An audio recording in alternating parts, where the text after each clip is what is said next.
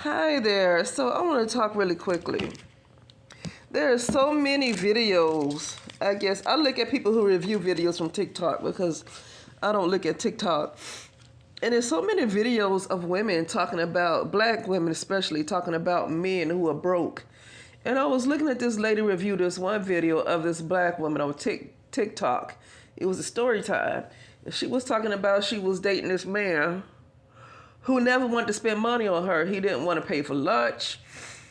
He didn't want to do anything for her. He didn't want to help. He told her how important self-care was, but he didn't want to help contribute to self-care and all that stuff. But even just lunch, because sometimes when you're newly dating somebody, now when I'm newly dating somebody, I wouldn't expect him to, do all this extra stuff for me when I'm just getting to know him, right? But at least I do expect if we go to the movies, I would expect him to pay. If we go out to dinner or lunch, I would expect him to pay. Okay, I expect him to pay for that. And I feel like the reason why black women are not choosing, they don't seem to have a problem with choosing men who don't do anything for them, is because they haven't had positive role models as men in their lives. It's really important to have a good father, even if he's flawed in some ways. Now, I grew up with a father, yeah, he had his flaws, but one thing I can say about him is, as far as a father goes, I believe he is one of the best fathers I've seen. I'm talking about compared to all groups of men, races or whatever, ethnicities. He's one of the best fathers that I've seen.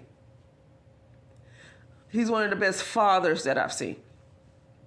My father, we used to go out to eat. And that was like, sometimes that's a little girl's first date. And we used to go out to eat if he's not being nasty or nothing like that. But me and my father used to go out to eat all the time. We used to go different places now, and the family go out too.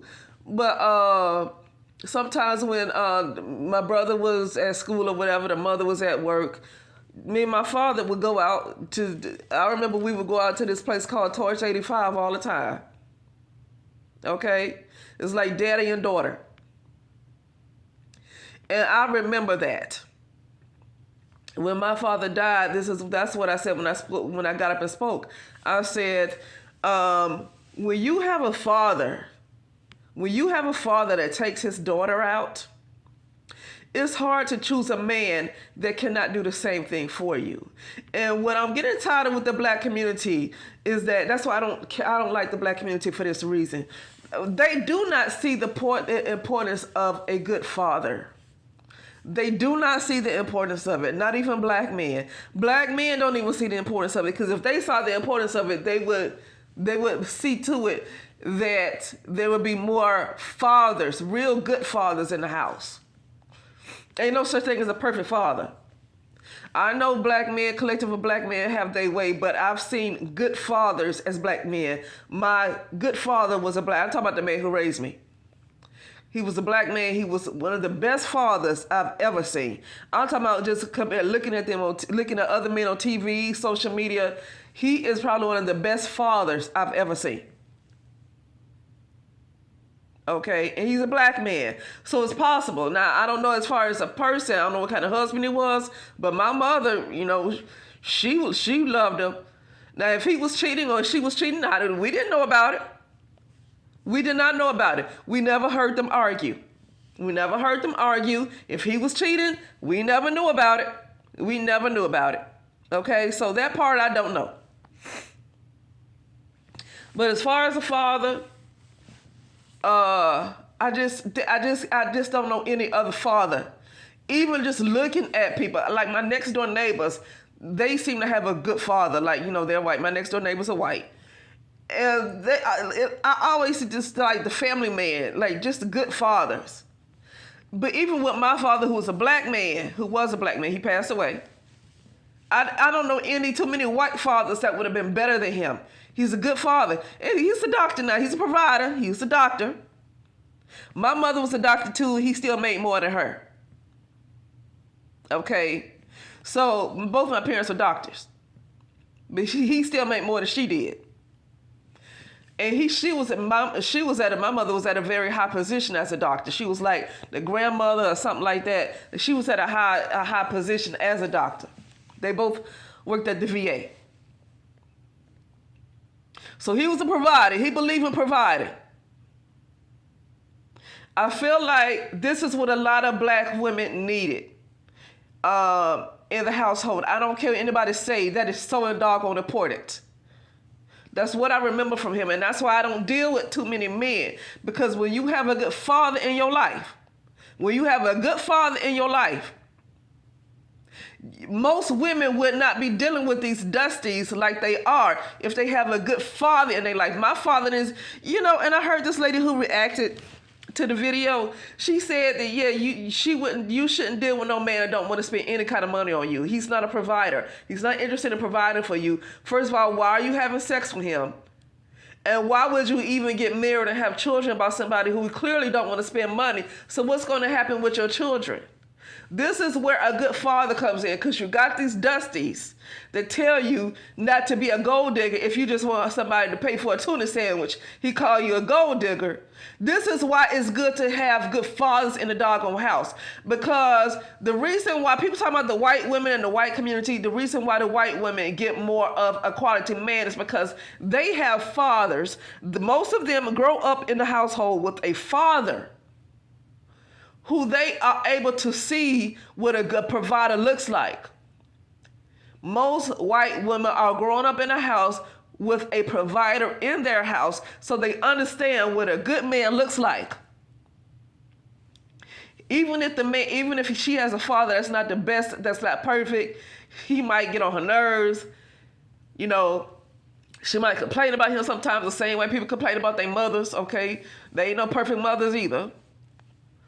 But she knows what a provider looks like. And so that's why she chooses what she chooses most of the time, because she grows up in a household where she understands what a provider looks like. She sees an example of a provider every single day. My neighbors, they're all married. Are their marriages perfect? That I don't know. I'm not in their business, but I doubt it, because there are no perfect people, so there can't be any perfect marriages, okay? But what you do have is people who do know how to communicate.